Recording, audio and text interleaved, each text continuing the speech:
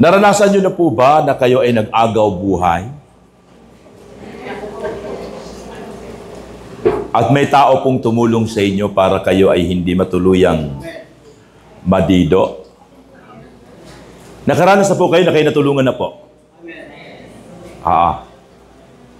Nakaranas na rin po kayo na kayo po ang tumulong sa naghihingalo na? Itong sulat pong ito ay hango po ito, kapatid, sa account po ni Dr. Luke. Si Lucas ay hindi po siya disciple ni Jesus. Siya po ay na-disciple ni Peter at ni Paul. Sa kanya pong second missionary journey ni Pablo, nakasama po ni Pablo itong si Lucas. Si Lucas ay half Gentiles, sapagkat siya ay galing siya po ay Italian. Si Lucas ay half Gentiles at half Jew, mga kapatid. Kasi nasakop pong Israel sa Roma at ang Roma po ay napakalawak po na sakupan nito. Noong nakakilala ang mga alagad sa Panginoon, ay nakapagbibigay ng influence sa mga disciples hanggang sa mga ibang tao na hindi po mga Jewish. At si Lucas po ay isa sa na-influensahan, kapatid, ni Peter at ni Pablo. Si Lucas po ay isa pong lehitimong doktor. He is a doctor sa medicine. Siya po ay doktor po. Hindi basta-basta ang pinag-aralan nito ni Lucas, kapatid. Matindi po itong Lucas na ito. And sa kanya pong account ay naka-address ito kay Theophilus. Theophilus ay one of the leaders ng Roman Empire. Ang sabi nila, ito ay isang military. Ito ay isang leader ng military at sinulatan po ito ni Lucas. The first volume po, yung pong Gospel of Luke ay nakatuon, kapatid, sa history ng ating Panginoong Hesukristo. Yung Gospel of Jesus Christ, sa buhay ng ating Panginoon. Pangalawang volume, yung Book of Acts, ay nakatuon po doon sa history ng church. Sa church po nakatuon yung kanya pong sulat. Kaya si Lucas ay nagsulat po ng dalawang volume. The first one is the Book of Luke, and the second one is the Book of Acts. Ayan po, mga kapatid. Kaya kumpleto po itong sinulat po ni ni Dr. Luke, si Lucas, mga kapatid. Doktor po ito. Kaya ang Panginoon po, kapag kayo po'y tinawag niya, kahit ano pong profession meron kayo, pwede kayong gamitin ng ating Panginoon. Si Paul, nung si tawagin, mga kapatid, siya po ay isang member ng Sanhedrin. Siya po'y abogado. Si Pablo ay isa pong abogado. Now, ito pong talata sa chapter 10 ng Luke, nagsimula po ang talata from verse 25 hanggang verse 36. Kung ating pong titignan dyan, mga kapatid, ay mayroong pong dalawang structure ang text, yung pagkahati po ng talata para maintindihan po natin yung ating pong pag-uusapan. Dalawa po ang pagkahati. Ang una pong structure ng text ay verse 25 hanggang verse 28. Anong talata po? From verse 25 hanggang verse 28. Ang nakasaad po dyan sa istorya dyan ay Jesus Christ and the lawyer. Merong isang abogado na lumapit kay Jesus Christ. And then the second structure is the verse 29 to 37, parable of the Good Samaritan. So dalawang hati po ang ating pong pag-uusapan para maintindihan po natin ang takbuhin po ng istorya po ng Banal na Kasulatan. Ang unang hati po ay from verse 25 to verse 20. Anong talata? 28. Ng lawyer at si Jesus Christ. Pangalawang hati, from verse 29 to verse 37, ito po yung istorya naman ng good, yung parable of the Good Samaritan. Naintindihan po, mga kapatid? Naintindihan po. Praise the Lord. Now, in verse 25, ang sabi rito, look at your Bible in verse 25, and behold, a lawyer stood up to put him to the test, saying, Teacher, what shall I do to inherit eternal life? Sinong kausap dyan ng ating Panginoong Hesukristo, mga kapatid? Ang kausap ay isang abogado. She is a lawyer. Sino ang kausap ng abogado? Si Jesus. Sino si Jesus? Sa talata, sino si Jesus? He is a teacher. Ano ang pakay ng abogado sa tanong niya? Kasi ito po yung tanong. Behold, a lawyer stood up. Okay? He stood up, sabi dyan, and what? To put him to the test. Ang nag-uusap po ay parehas matatalino. Isang teacher, isang lawyer. Pero si Jesus Christ, hindi siya basta-basta ang teacher lang. Ang description sa ating Panginoon, He is a teacher of the law. Si Miriam Defensor po ay teacher of the law. He is the teacher of the law. Alam nila yung mga annexation. Alam nila yung mga root words ng mga batas, yung context, yung history. Kaya ito po ay hindi lang po basta-basta itong talatang ito na para pag binasa natin, nag-uusap silang dalawa. Pag tinignan natin, ito'y po yung conversation ng mga tao pong mataas ang kanilang mga pinag-aralan at matindi po ang kanilang katalinuhan. Ang tanong po ng isang lawyer, ano ang gagawin ko? Teacher. Jesus Christ is recognized as teacher of the law sa bansang Israel. Kaya hindi po totoo yung kumakalat na balita, kapatid, na ang Panginoong Hesukristo naman hindi nag-aaral, kaya ako hindi rin ako mag-aaral. Hindi po. Kapag pinag-aralan po natin yung context, kapatid, yung kultura ng Israel, wala po mga Israelitang, mga Norid-Norite, lahat po yan dumaan sa pag-aaral.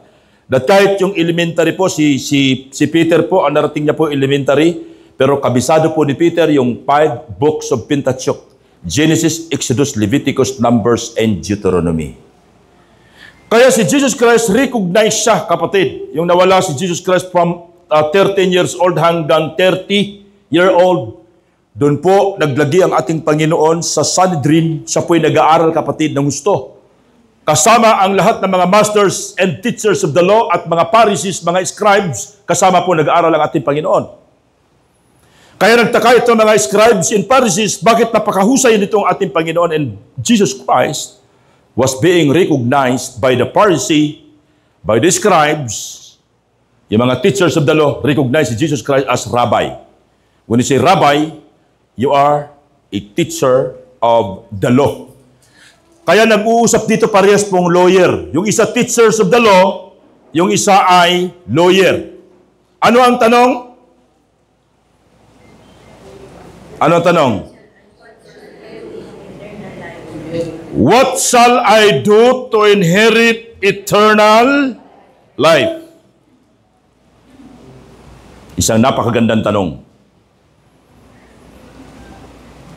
Dahil ang magkaroon ng eternal life ay hindi po makukuha sa relihiyon, hindi makukuha sa sino mang tao, na kahit yung mga mahuhusay na tao, kapatid, ay hindi po makakapag-promise ng eternal life because sila mismo ay hindi kayang magbigay ng eternal life. Tama po ang nilapitan nitong lawyer na ito na lumapit kay Jesus Christ. Teacher, pero yung kanyang pagtatanong ay may motibo. Ano ang pinakamotive niya? To what?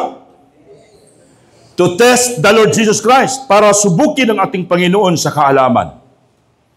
Teacher, what shall I do to inherit eternal life? Para sa lawyer, ang magkaroon ng eternal life ay by doing, by works. What shall I do? Ay kung sinabi kayo ng Panginoon ibenta mo yung mansion mo at ibigay mo sa akin, gagawin kayo ng lawyer para magkaroon ka ng eternal life? Kayo po, kung tatanungin kayo, sasabihin, para ka magkaroon ng eternal life ay ibenta mo ang iyong lupain. Ibigay mo sa gawain ng Panginoon para ka magkaroon ng eternal life. Gagawin mo?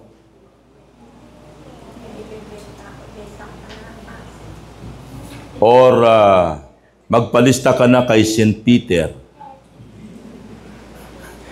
Kasi sa pamagitan ni St. Peter, makakakuha ka ng eternal life. Magpapamimber ka sa St. Peter? Kapatid, kung eternal life ang pinag-uusapan, eternal life is more than your wealth. Amen? More than your profession. More than your possession. Kapag eternal life po ang pinag-uusapan. Amen po? Kaya lang, hindi naman po makukuha sa mga material na bagay ang eternal life. Tingnan niyo po ang sagot ng ating Panginoon. Napakahusay po ng sagot ng ating Panginoon. At tignan po natin. Verse 26, sabi nito, He said to him, What is written in the law? How do you read it?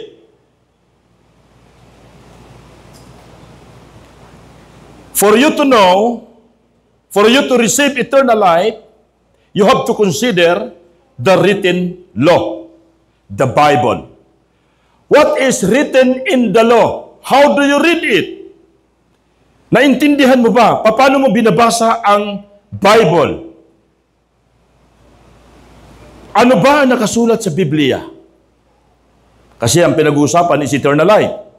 Ano ba nakasulat sa Bible? And then, paano mo ba naunawaan ang Biblia? How do you read it? Marami kasi mga tao gusto magkaroon ng eternal life pero walang pakialam sa Biblia. Ang eternal life, nakasulat sa banal na kasulatan, paano makareceive ng eternal life? Amen ba mga kapatid? Maraming gusto magkaroon ng eternal life pero walang alam sa Biblia. Pero sabi ng Panginoong Hesukristo, what is written in the law? And how do you read it? Ibig sabihin ni Jesus Christ mga kapatid, kung naunawaan mo ang Word of God, ang written law, dapat hindi mo lang basta naunawaan ito kung nababasa mo, hindi mo lang basta naunawaan na i-apply mo sa buhay mo ito. Can you say amen? Amen. Verse 27. Tingnan niyo po ang sagot ng lawyer. And he answered, You shall love the Lord. Sinaysay niya po yung pinaka-core ng law. Ang law of Israel, ng law of Moses, may pinaka-core. May pinaka-pusod po ng law. At ang pinaka-pusod ng law ay nandun po sa binasa o sa sinabi po ng lawyer. Look at verse 27. And he answered, You shall love the Lord your God with all your heart, with all your soul, and with all your strength, and with all your mind, and your neighbor as yourself. May alam ba sa Bible ang lawyer? May alam ba sa Biblia ang lawyer? Nakausap ni Jesus? Yes. Ano ang nakasulat pinaka-core? Pinakapusod ng law of Moses ng Bible. Ang pinakapusod po is loving God. Ano sabi? You shall love the Lord your God with all your heart. Kaya pagka nagmahal ka kay Lord, wala kang ititira. Amen? That is the requirements for you to receive eternal life. Loving God with all your heart. Kaya lang po, minsan hinahati po natin ang puso natin. Minsan ang kalahati nasa boyfriend, nasa girlfriend. Minsan ang kaputol pa nung kalahati, saan napunta? Napunta sa Bombay. Ang iba, pinutol pa, ang daming hati. Napunta sa kayamanan, mga kapatid. Ang dami pong hati kung nasaan ang puso. Pakitanong nga sa katabi mo, nasaan ang puso mo? Ha? Pakitanong sa katabi mo, nasaan ang puso mo? Ang iba, Pastor, wala nang puso. Yan. Manhid na yan, Pastor.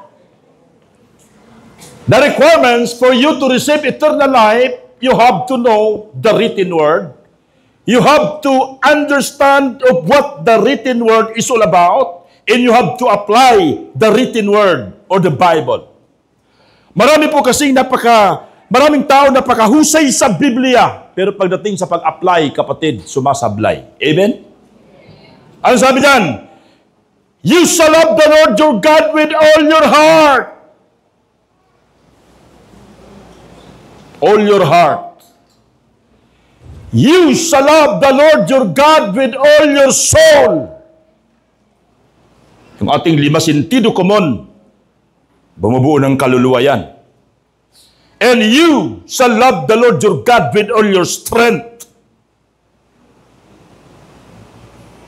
Iba, ang lakas, inubos sa madyungan. Ang lakas kung saan-saan. Maraming mga tao na parang nagsasayang ng lakas, pero yung lakas nila, hindi naman para sa Panginoon. Magdamag sa madyungan. May nagmamadyong pa ba rito? Hanggang sa nagkasakit sa bato. Kasi kayo nagkasakit sa bato yung mga nagmamadyong, pagkakain hindi tumatayo. Anong ginagawa? Nakaupo lang, inom ng inom, hindi kaupo. Sigarilyo ng sigarilyo, kaya marami nagkakasakit. Kaya sabi sa katabi mo, tigilan mo na yan. Tigilan mo na. Marami nagsasayang ng lakas na hindi naman para kay Lord. Pero saan dapat ang lakas? Saan dapat ang lakas? Kay Lord. At sabi dyan, and with all your mind. Meaning, your heart, your soul, your strength, your mind, yung buong katauhan mo, kapatid, dapat nakatuon sa pagmamahal mo sa Diyos na siyang lumikha sa iyo. Kaya hindi basta-basta, kapatid, ang magiging Kristiyano. And pangalawa, love your neighbor as yourself. Doon lahat nakakahon ang kautusan, kapatid. Love your God with all your heart, with all your soul, strength, and might, and mind, and you shall love your neighbor as you love yourself. Ang iba, ang daming nagsasabi, Lord, I love you, Lord. Pero kaaway yung kapitbahay. Lord, I love you, Lord. Pero binubugbog yung asawa. Ang asawa po, hindi binubugbog yan. Hinahalikan yan. Ang asawa, hindi sinisigawan. Ina, I love you yan. Pag dumaldal na si Mrs., daldalan mo rin ang pagmamahal.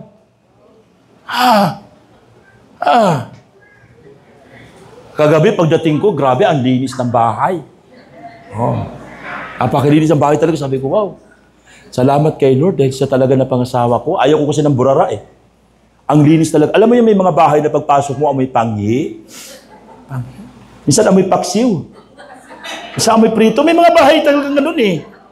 Ay, mag-ingat kayo ha, magdadalaw-dalaw tayo lahat. Gusto niyo ba magdalaw-dalaw tayo lahat sa mga bahay-bahay natin? Oo. Dalawin natin yung bahay ni Mark. Di ba? Punta tayo kay Mark minsan. Oo, magdalaw-dalaw tayo. Pastor Charlie ngayon, papagawa ng mansion niya eh. Palapakan natin si Lord. No? Papagawa ng mansion. Dalawin na si Pastor Charlie. Pagdalaw kong ganun. Pagdating ko kagabi, ang linis talaga ng bahay. Sabi ko, grabe, ang ganda naman ng bahay. Di, ganun ako, no? May dalang tinapay. Mang, may tinapay ako. Pag ganun ko sa tinapay, kumalat. Sabi ko, ayan! Kalat ka ng kalat! Dami ng daldal, kapatid. Nagandun sa kusina. Pinagluluto niya pa ako ng labong eh. Dami ng daldal. Umupo akong ganun, sabi ko. Mang, ang ganda mo. Sabi niya, ganda mo. Pero kinikilig siya ha. Sa loob nung kilig na kilig. Oo. Alam mo ng mga babae, hindi naman showy yan, pero kinikilig yan. Di ba, mang, kinilig ka kagabi, no? Tapos minsan naasal sa, bakit hindi ba ako pinapatulan? Ba't kita pa? Pinatulan na nga kita eh. Pero puro pagmamahal na. Kasi ang hirap naman kapatid, palapit na tayo sa kabaong. Palapit na tayo sa kabaong eh. Yung mga may edad na, palapit na po yan sa kabaong. Ang hirap po nung pag namatay ka, nakasimangot ka. Bakit ka nakasimangot? May galit sa asawa. Alam niyo mga kapatid, dapat po habang nagkakaedad tayo, nagmamahala na tayo ng gusto. Hindi yung pag namatay na yung mister, namatay na si Mrs. sa kakain. Yakap ng yakap na, hindi na maramdaman. Kapatid, ngayon palang iparamdam mo na. Oo. Pero mga misis, huwag nyo naman bigyan ng masamang interpretation. Pag nangalabit kami sa inyo, yun na yung gusto namin. Hindi po. Gusto lang namin yumakap. Gusto lang namin maging caring. Amen ba? Amen? Oo. Ang hirap po, kapatid. Ang hirap na sabihin mong mahal mo si Lord. Nasaktan mo yung asawa mo. Ang mahal mo si Lord, hindi mo mayakap ang magulang mo. Mahal mo si Lord, I love you Lord, pero galit ka sa kapatid mo. Mahal mo si Lord, pero hindi ka makapamigay ng ulam. Kaya minsan pag nagluto kayo ng ulam, wag lang yung bibilangin nyo lang kung ilan lang kayo, 3 lang kayo. Minsan kung 3 kayo, agawin nyo pong 6. Yung another 3, pambigay nyo po. Wag rin po kayo mamigay ng mapapanis na. Bigay mo na yun, mapapanis na. Wag ganun, kapatid. Kaya hindi po pwedeng paghiwalay yun. Yung sinasabi natin, mahal natin si Lord at naiiwanan natin yung ating kapwa-tao. Yung mga asawa nating kapwa-tao din natin yan. Amen po? Oo. Kapwa-tao. Kapatid, magulang, biyanan. Kapwa-tao. Lord, mahal ko si Lord pero galit ako sa biyanan ko. Galit ako sa manugang ko pero mahal ko si Lord. Pwede ba yun? Hello?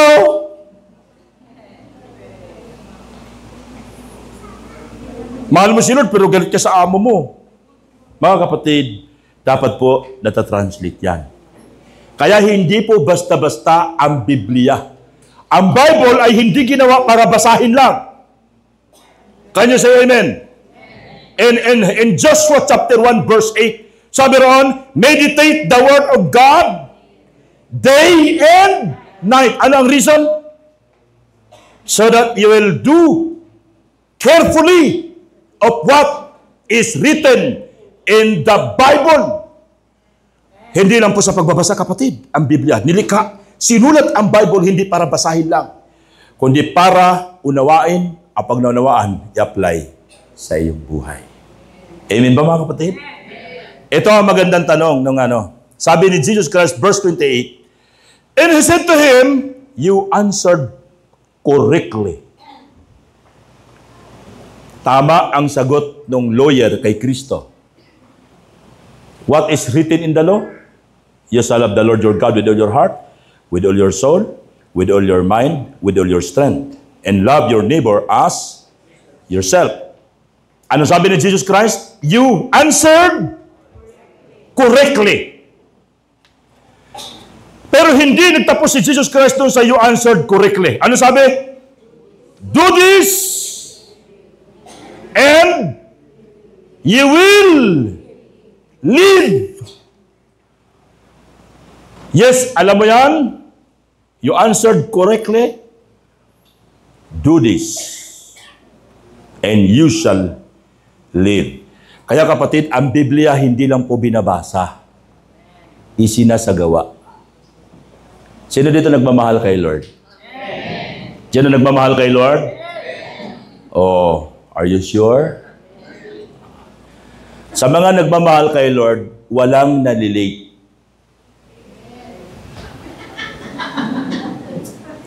Kung nagmamahal talaga kayo kay Lord, anong oras ang samba? Anong oras? 9. Anong oras kayo dapat darating? Ha? Anong oras dapat kayo gigising? 4. Sa mga may edad na katulad ko, walang problema ang pagising. Pero may problema sa pagtulog. Minsan tulog namin, parang tulog manok na.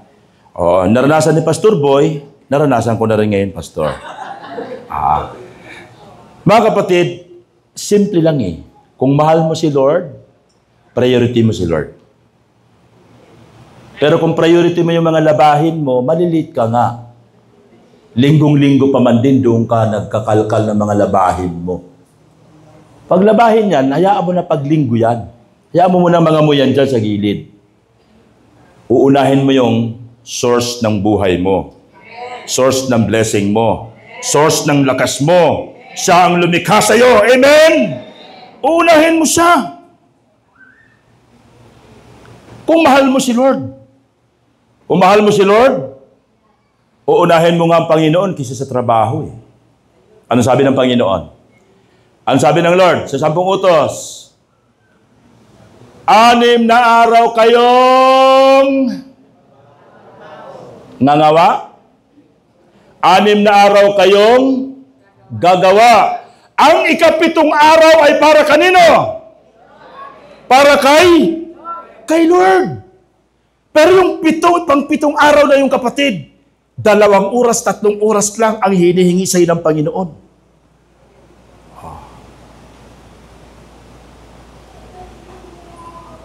Ang iba, mahal ko si Lord, Pastor. Pero hindi nga maibigay ng buo ang kanyang ikapo. Tama. Tama, mali.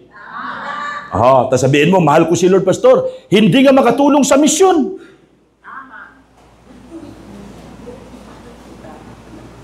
Nagme-mission si Pastor, wala nagpapadala ng GCash. Ay, hindi ako nagpaparinig, ha? Sinasabi ko lang yung katotohanan. O, palit tayo minsan, palit tayo mga pastor. Kami na ang magtatrabaho. 2 kayong trabaho ang pinanggalingan ko bago ako nag-resign. Bago ako nagpunta sa ministry, 2 po ang trabaho ko, kapatid. Alam na misis ko yan. Palit kayo tayo. Kayo na ang mag-mission, kami na ang magtrabaho. Amin na yung inyong trabaho. Kami ang mag-support sa inyo sa misyon. Payag kayo? Susuportahan namin kayong 500 lang weekly. Payag kayo? Hindi kayo papayag, kapatid. Ay di, kung mahal mo si Lord, mahal mo ang misyon ng ating Panginoon. Amen? Kung mahal mo si Lord, mamahalin mo yung kapwa mo, aakayin mo sa kay Lord. Aakayin mo yung asawa mo, yung pamangkin mo, yung anak mo, hindi ka magsasawang kaaakay sa kanya, ipagpipray mo sa Lord, magkaroon sa ng kaligtasan, magkakasama kayo dito sa daigdig, huwag mong hayaan na magkahiwalay kayo sa kabilang buhay. Kasi sa kabilang buhay, kapatid, 2 ang pupuntahan ng tao. Ang isa, kapag hindi nakakilala kay Jesus Christ, pupunta ng impyerno. At ang isa ay langit. Sigurado naman, pupunta ka ng langit. Amen ba mga kapatid? Pupunta po kayo ng langit? Amen. Kung mahal mo si Lord, pinagpipray mo ang church.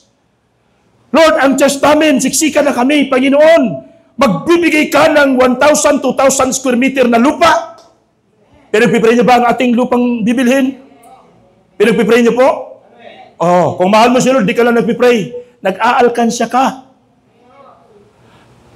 Kumusta ang inyong mga alkansya? Hindi gumagalaw, 94,000 pa rin hanggang ngayon. Hindi pa napupuno. Baka abutan tayo ng Panginoon, second coming. Hindi pa napupuno yan. Paalaala lang. Ang sa akin po, malapit na po mapuno. Yung mahabang ganun, malapit na po mapuno.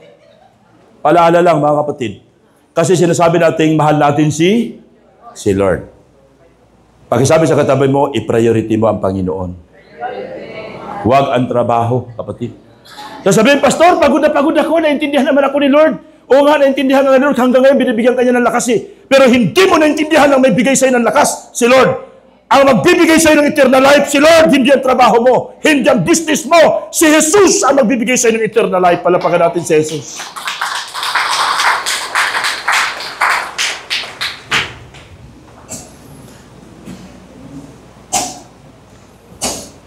Pero alam niyo po, minsan dinadjustify natin yan. Yung para kay Lord, dinadjustify natin. Tingnan niyo po ang verse 29, kung paano mag-justify itong abogadong ito. Ayaw tumanggap ng katotohanan. Tingnan niyo po ang verse 29. But he desiring to justify himself, dinadjustify natin Lord, naintindihan mo naman ako, tsaka, ito naman yung Panginoon, tsaka, ang dami natin tsaka. Di ba? Dinadjustify natin ang para kay Lord. Tingnan niyo po. But he desiring to justify himself said to Jesus. Talagang gusto pang humirit nito at subukin ng Panginoon. Who is my neighbor? Kasi nga, iba-iba ang tao sa Roma. May mga Hudyo, may mga Jewish, at may mga Gentiles. Pero sino ba sa kanila, Panginoon, ang aking kapwa? Taga-unified lang ba ang aking kapwa? Taga-Pilisiano lang ba ang kapwa ko? Nagsaysay na po ang Panginoon, kapatid, ng parable. Ang parable, the parable is an earthly story with heavenly meaning to support the theme, to support the topic para maintindihan lalo ng lawyer na ito kung ano ang ibig sabihin ng neighbor. Ang Panginoon, sobrang husay niya pagdating sa pangangaral. Gagamit siya ng parabola para suportahan ng mga illustrations. Ang parable po ay tumatayong ilustrasyon sa pag-uusap sa context. Illustration siya para maintindihan kung sino talaga yung kapwa. Look at verse 30 hanggang 37 o 36. Jesus replied, a man was going down from Jerusalem to Jericho and fell among robbers who stripped him and beat him and departed, leaving him half dead. Nagsaysay na po ang Panginoon ng parable. May isang tao naggaling sa Jerusalem, naglakbay sa papuntang Jericho. Highway kasi yan ano yan, parang MacArthur Highway yan, no? Yung from Jerusalem to Jericho. Isang pangunahing daan yan ng mga negosyante. At dyan sa daan na yan, kapatid, may dumaan na negosyante, isang mama na inabangan ng magnanakaw, ng hold up, siguro nakatapat siya bandang gumaok.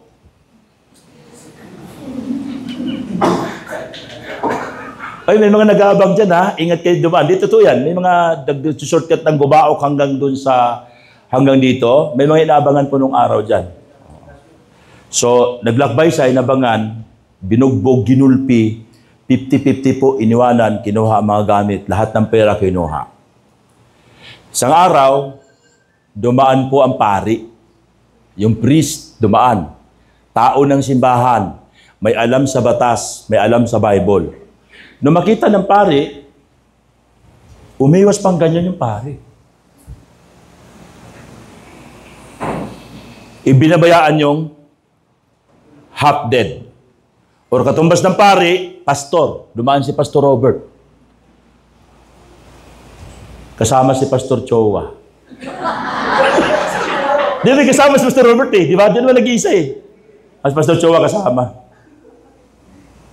Sabi ni Pastor Chowa, Pastor Bert, may patay na kandusay. Hayaan mo na.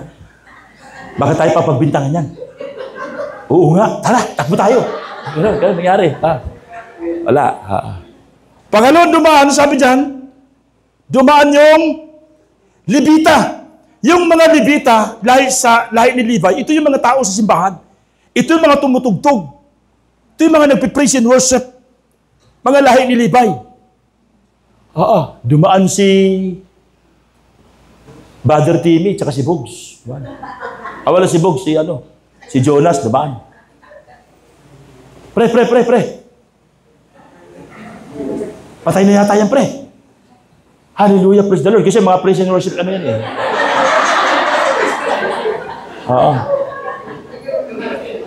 Tatlo sila, kasama si GM eh. Hey, naku, talo na. Huwag niyo nang galawin yan, bayaan niyo siya. Oo nga, pinabayaan, kapatid. Dumaan ang pastor, ang priest, si Pastor Robert at si Pastor Chowa, walang pakialam. Dumaan si Jonas, si JM, at saka si Tim. Pinabayaan din. Dumaan yung Samaritana, yung lasinggero. May hangover pa yata eh.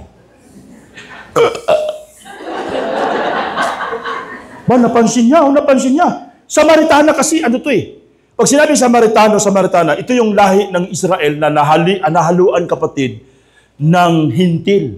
Ito yung panahon ng exile sa Old Testament, na exile sila to Babylon. Nung na-exile sila, ito yung mga Hudyo matigas ang ulo na nag-asawa na mga hintil. Sila po ay cut off na sa society. Excommunicated na sila sa Israel. Hindi na sila pwedeng kausapin. Kaya yung babaeng Samaritana sa John chapter 4, hindi na dapat kinakausap yun, pero kinausap siya ng Jesus Christ. Ito yung mga Kristiyanong compromise. Yung mga nakakilala kay Lord na compromise. Excommunicated na sila, para mga unbelievers na sila, kapatid. Dumaan, medyo may over pa. Yung Samaritano. Nakita niya. Pare. Wala siyang katuwang. Bumaba siya sa kanyang kabayo. Bumaba. Ginanyang-ganyan pa niya yung mama. Ay, buhay pa. May pulso pa eh. Pinunasan, kapatid. Pinunasan. Nilagyan. Magaling siya mag-medical, yung first aid. Nag-first aid siya. Iayos niya. Pag-ayos niya, isinakay pa sa kabayo niya, kapatid.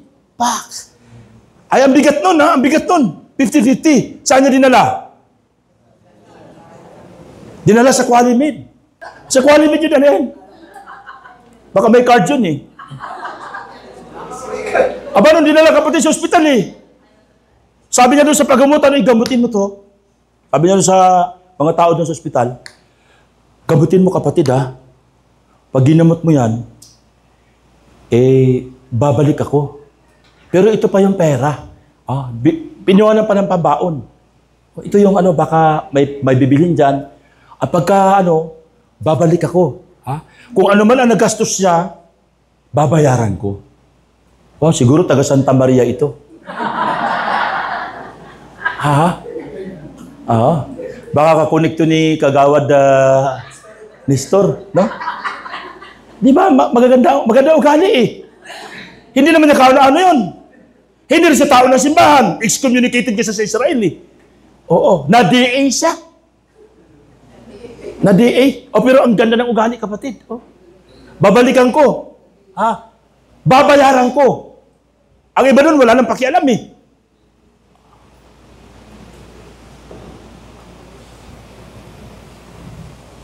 Sana ganito lahat ang membro natin sa Unified, no? Pagdating natin ng encounter, ang dami nating maaakay.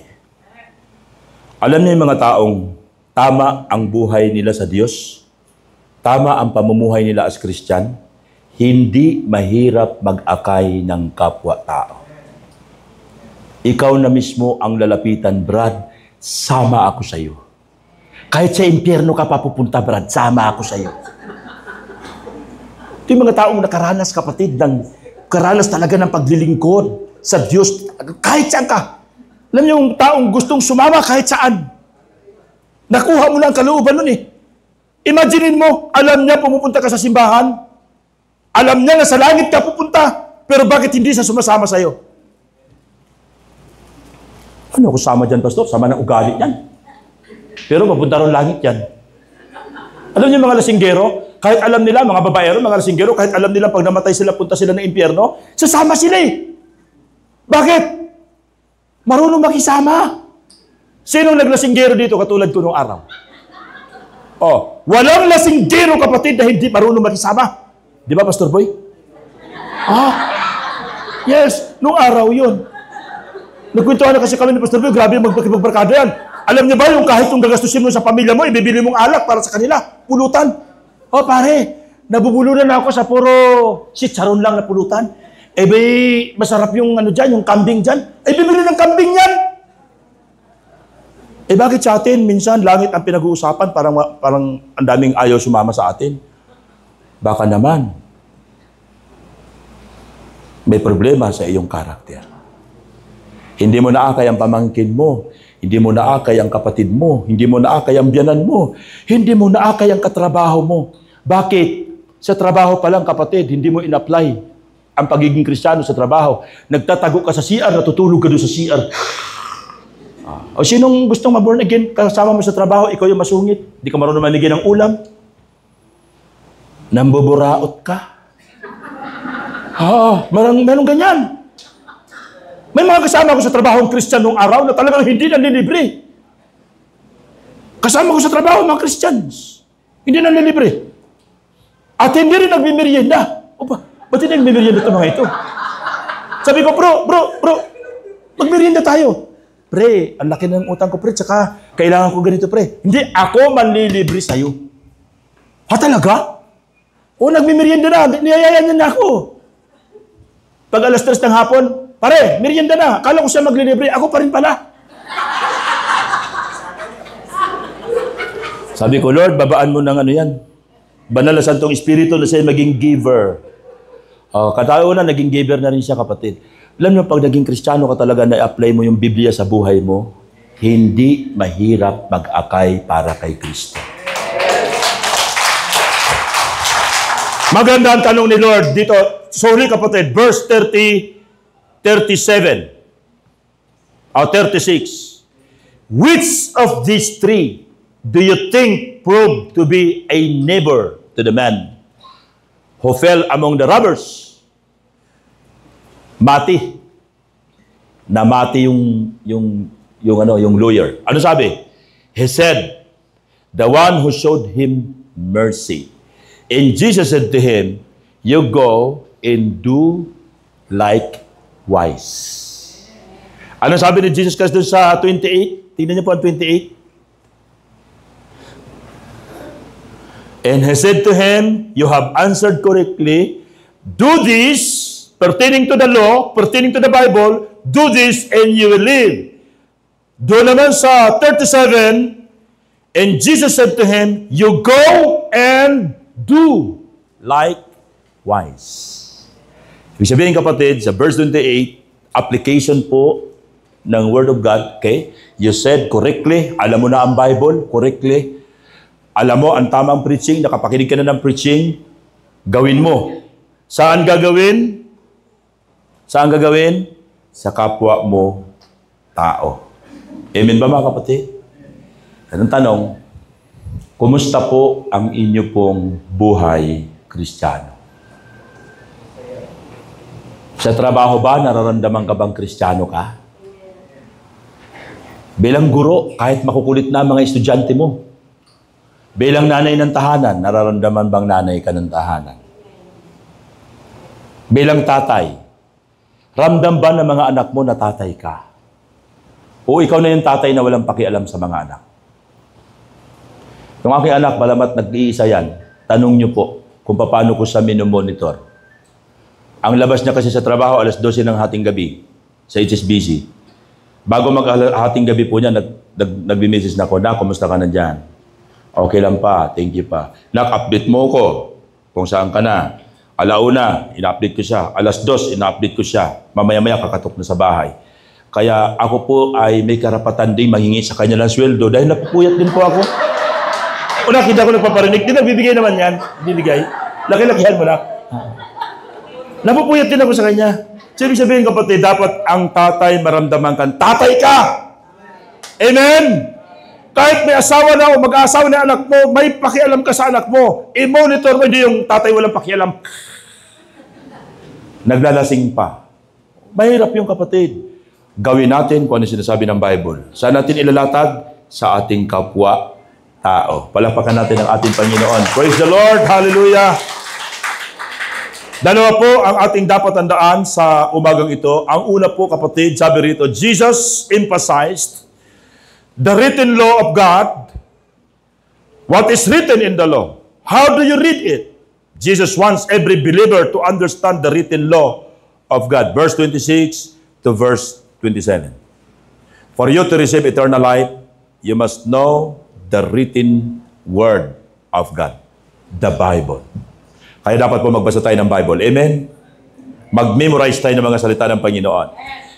Verse 28, and he said to him, you have answered correctly, do this and you will live. Jesus wants every believer to apply the written word of God to every people. Kapatid, dapat i-apply natin ang word of God sa buhay natin, sa ating kapwa-tao. Kaya dapat talaga may malasakit tayo sa ating kapwa-tao. Amen po ba? Pangalawa, Jesus narrates the parable of the Good Samaritan. Verse 29 to 37, Jesus wants every believer to show mercy for all the people. Dapat po, lahat tayo ay nakakaramdam tayo ng habag sa ating kapwa-tao. Because in reality, ang nagparamdam sa atin ng habag ay hindi lang yung ating kapwa-tao, kung hindi mismong ang ating Diyos na buhay. Amen? Palakpakan po natin ang ating Panginoon. Hindi ka karapat-dapat pero minahal ka. Pinatawad ka, ang laki na ng kasalanan mo, pinatawad ka ng ating Diyos na buhay. Minahal ka kahit napakalaki ng atraso mo, kasi mahal ka ng ating Diyos na buhay.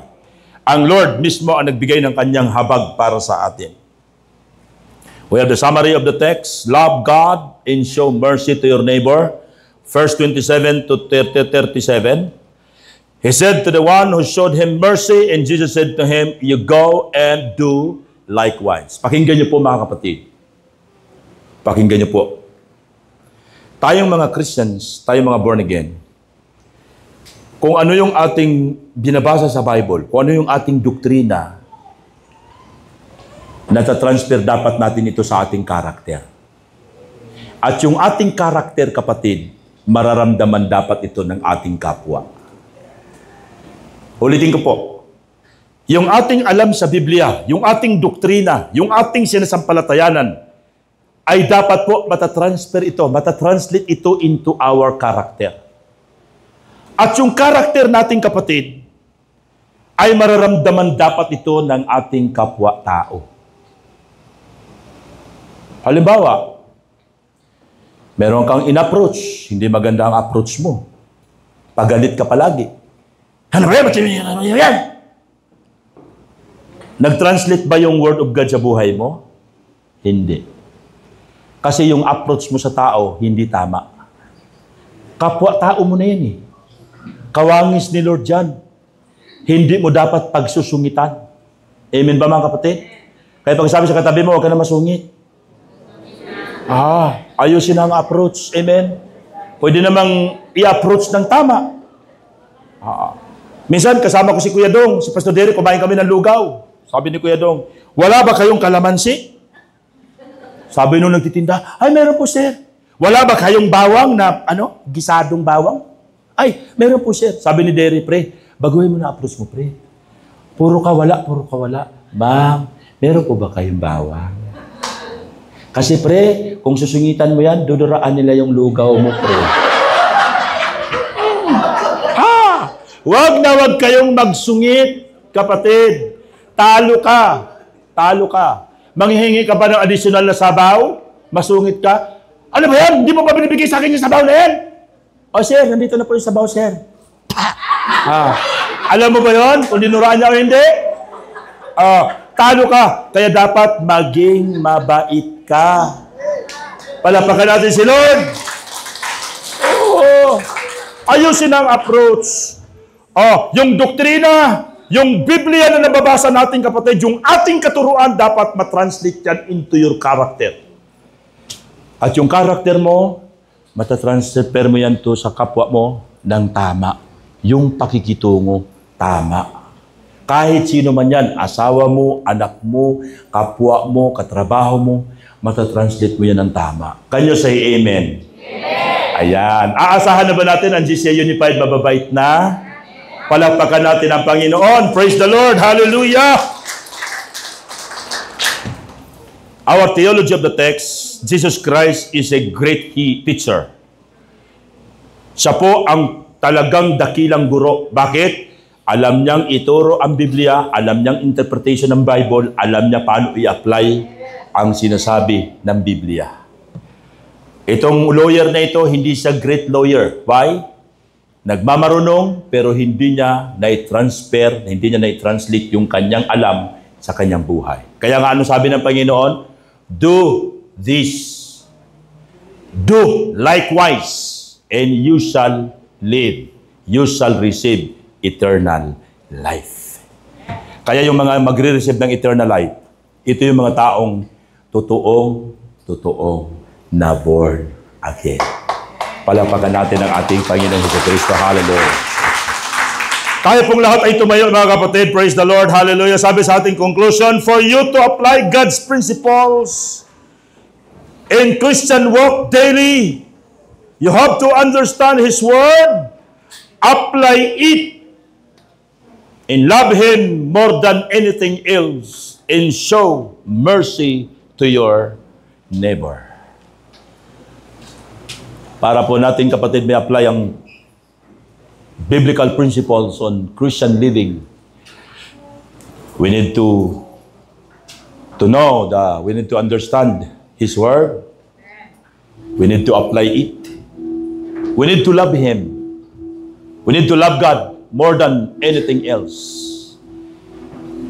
And we have to show mercy to our neighbors.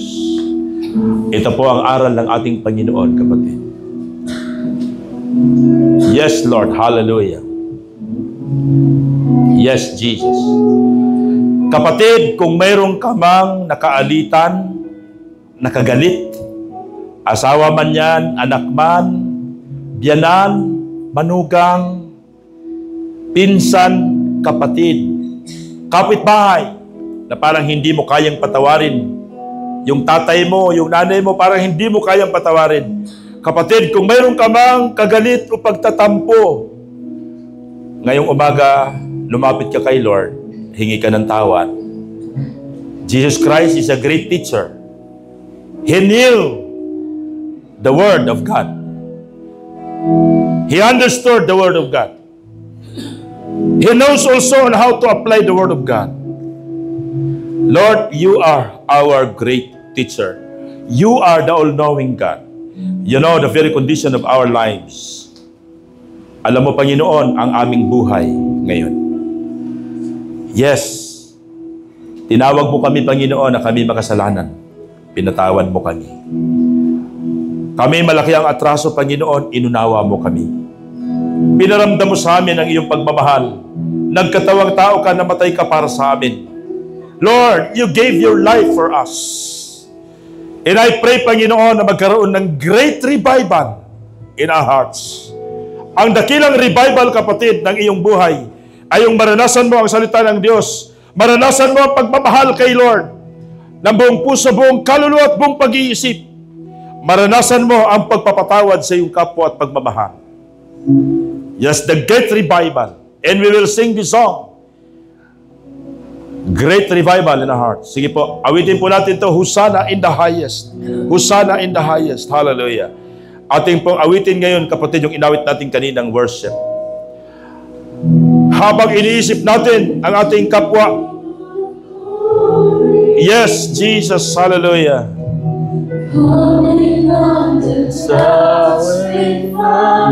Glory to your name. The whole earth shakes. I see His love and mercy. Yes, the love and mercy that comes from God. Over all our sins. Let us sing. Yes, the people sing. People sing. Hosanna, glory. Hosanna, Hosanna in the highest. Hosanna, Hosanna, Hosanna in the highest.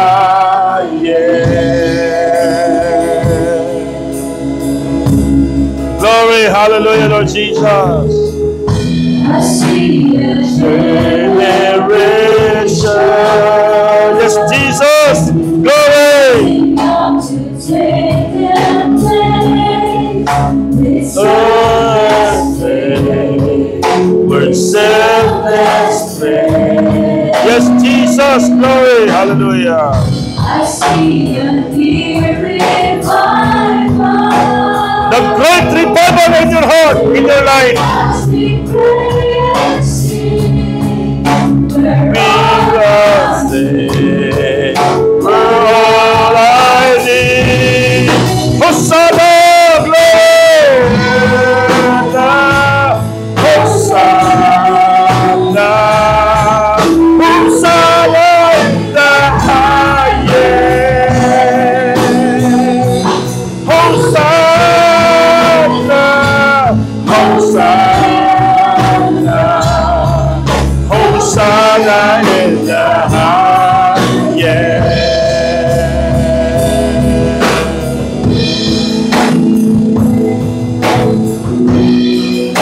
Yes, Lord, hallelujah.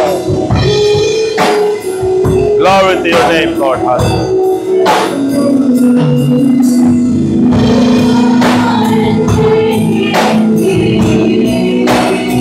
Open up, hallelujah, the heart and the singers sing. show me how to love like you do. Mercy.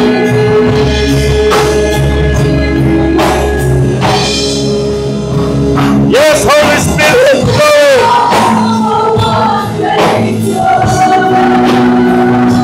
Revive our hearts, Jesus.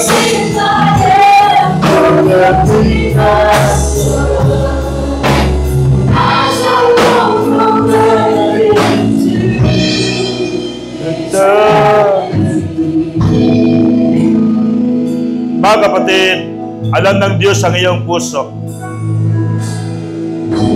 Pagkatapos ng gawain natin ngayong umaga, kung mayroon ka mang nasaktan, pwede ka manghingi ng tawad sa iyong kapwa. Sa nanay mo, sa tatay mo, sa anak mo. Pwede ka manghingi ng dispensa. Kung mayroon ka mang hindi natulungan dahil sa mga ilang kadahilanan, hingi mo ng tawad kay Lord. Minsan naging manhid tayo sa pangangailangan ng ating kapwa. Hingin tayo ng tawad sa Panginoon. Kung ang banal na kasulatan na ating alam, hindi natin inailatag, hindi natin i-apply sa ating buhay, ihingi natin ng tawad sa Panginoon. Lord, patawarin mo kami ngayong umaga. Kung minsan, Panginoon, nakaligtaan namin i-apply ang iyong mga salita sa panahong kailangang i-apply. Patawarin mo kami, Panginoon, sa mga taong nasaktan namin ng damdamin, sa asawa, sa anak, sa kapatid, sa mga magulang, sa biyanan, Panginoon, sa mga manugang, sa mga pinsan, sa mga kamag-anakan. Lord, patawarin mo kami, Panginoon. Help us, Lord, on how to apply your word in our daily living sa pangalan ni Jesus. Tulungan mo kami, Panginoon, may apply namin ang iyong mga salita sa aming trabaho, kung saan kami nagtatrabaho, sa ministry, Panginoon, kung saan kami nagmi-ministry. Makita, Panginoon, ng mga tao na kayo po ang nagliliwanag sa amin at kayo po ang aming minahal ng lubusan. Marami pong salamat, Lord. We entrust to you our lives, Lord. Yung aming Christian living ay magpapatuloy na tama po, Panginoon. Sa pangalan ni Jesus, lahat may magsabi ng Amen and Amen. Praise the Lord. Hallelujah.